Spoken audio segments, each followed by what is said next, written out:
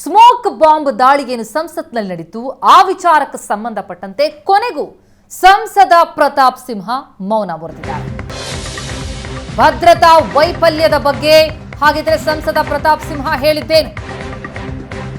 ಸಂಸತ್ನಲ್ಲಿ smoke bomb ದಾಳಿ ನಡೆಸಿದಂತಹ ದಾಳಿಕೋರರು ಸಂಸದ ಪ್ರತಾಪ್ ಸಿಂಹ ಅವರ ಕಚೇರಿಯಿಂದಲೇ ಪಾಸ್ ಅನ್ನ ಪಡೆದಿದ್ರು.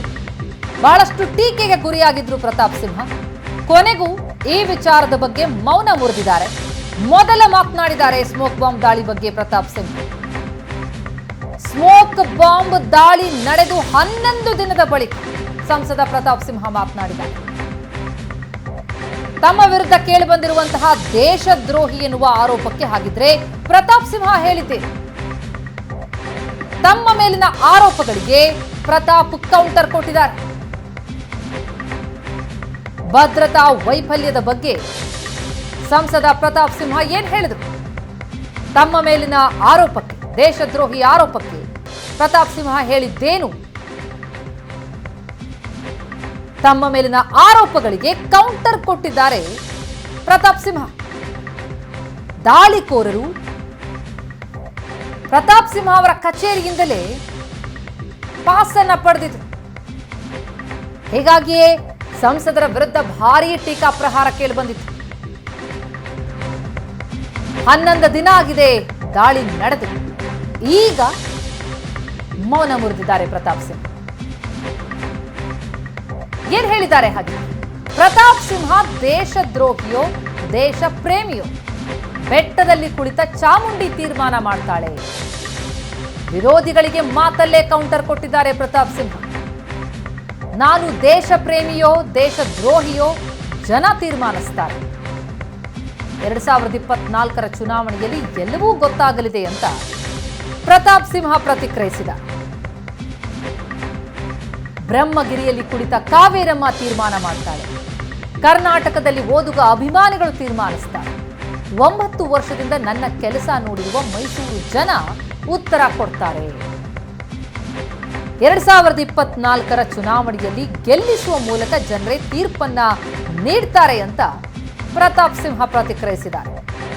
ದೇಶ ಪ್ರೇಮಿಯೋ ದೇಶದ್ರೋಹಿಯೋ ಜನರೇ ನಿರ್ಧರಿಸಲಿ ಅಂತ ಆರೋಪಗಳಿಗೆ ಸೈಲೆಂಟ್ ಆಗಿ ತಿರುಗೇಟ್ ಕೊಟ್ಟಿದ್ದಾರೆ ಪ್ರತಾಪ್ ಸಿಂಹ.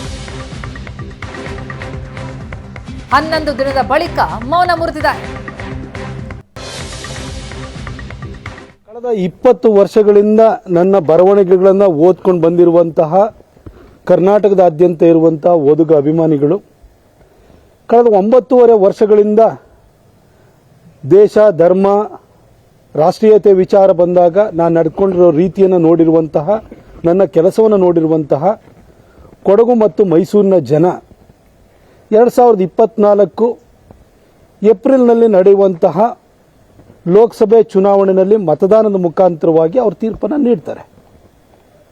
ಅವರು ಅಲ್ಟಿಮೇಟ್ ಆಗಿ ತೀರ್ಪು ಕೊಡಬೇಕಾದವರು, ಜಡ್ಜ್ ಮಾಡಬೇಕಾದವರು ಅವರು. ನಾನು ದೇಶ ಪ್ರೇಮಿನೋ ದೇಶ ಭಕ್ತನೋ ಅನ್ನೋದನ್ನು ಅವರು ತೀರ್ಮಾನ ಮಾಡ್ತಾರೆ. ಕಳೆದ 20 ವರ್ಷಗಳಿಂದ ನನ್ನ ಬರವಣಿಗೆಗಳನ್ನು ಓದ್ಕೊಂಡು ಬಂದಿರುವಂತಹ ಕರ್ನಾಟಕದಾದ್ಯಂತ ಇರುವಂತಹ ಓದುಗ ಅಭಿಮಾನಿಗಳು ಕಳೆದ 9.5 ವರ್ಷಗಳಿಂದ ದೇಶ, ಧರ್ಮ, ರಾಷ್ಟ್ರೀಯತೆ ವಿಚಾರ ಬಂದಾಗ ನಾನು ನಡ್ಕೊಂಡಿರೋ ರೀತಿಯನ್ನು ನೋಡಿರುವಂತಹ, ನನ್ನ ಕೆಲಸವನ್ನು ನೋಡಿರುವಂತಹ ಕೊಡಗು ಮತ್ತು ಮೈಸೂರಿನ ಜನ 2024 ಏಪ್ರಿಲ್ನಲ್ಲಿ ನಡೆಯುವಂತಹ ಲೋಕಸಭೆ ಚುನಾವಣೆಯಲ್ಲಿ ಮತದಾನದ ಮುಖಾಂತರವಾಗಿ ಅವರು ತೀರ್ಪನ್ನು ನೀಡ್ತಾರೆ. ಅವರು ಅಲ್ಟಿಮೇಟ್ ಆಗಿ ತೀರ್ಪು ಕೊಡಬೇಕಾದವರು, ಜಡ್ಜ್ ಮಾಡಬೇಕಾದವರು ಅವರು. ನಾನು ದೇಶ ಪ್ರೇಮಿನೋ ದೇಶ ಭಕ್ತನೋ ಅನ್ನೋದನ್ನು ಅವರು ತೀರ್ಮಾನ.